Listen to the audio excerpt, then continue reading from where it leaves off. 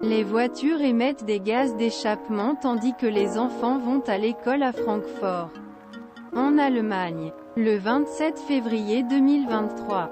La Commission européenne et l'Allemagne ont annoncé samedi qu'elle avait conclu un accord pour débloquer un texte clé du plan climatique de l'UE sur les émissions de CO2 des voitures, adoucissant l'interdiction des moteurs thermiques après 2035.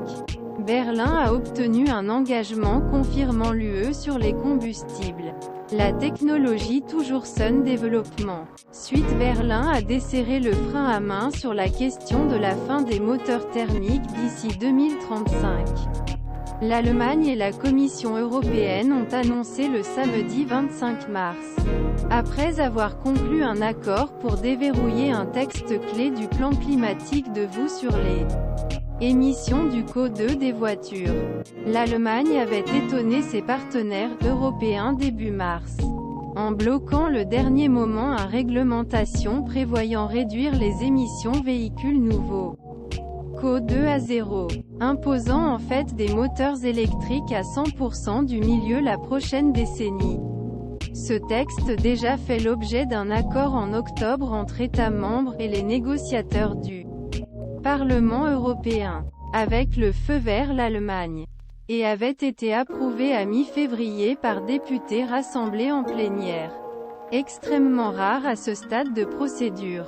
Berlin a affirmé Commission qu'il présente une proposition ouvrant voie aux véhicules opérant avec des combustibles sommaires. Cette technologie, toujours en développement, consisterait à produire du carburant à partir de CO2 partir d'activités industrielles, fondées par des fabricants allemands et italiens élevés. Il étendrait l'utilisation de moteurs thermiques après 2035. Plus grand que l'ISE également, entre Paris et Berlin. Les divisions sur l'automobile et le nucléaire se bousculent le sommet de l'UE, résumé des carburants. Une technologie contestée. La Commission a négocié ces dernières semaines les termes d'une sortie de la crise avec l'Allemagne, qui exigeait un engagement plus ferme sur les combustibles sommaires, certainement déjà mentionné dans le texte initial, mais dans une considération juridique légalement pas très restrictive. Nous sommes parvenus à un accord avec l'Allemagne sur l'utilisation future du carburant sommaire dans les voitures.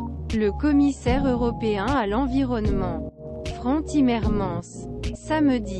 Désormais, nous travaillerons pour adopter les normes de voitures du CO2 dès que possible.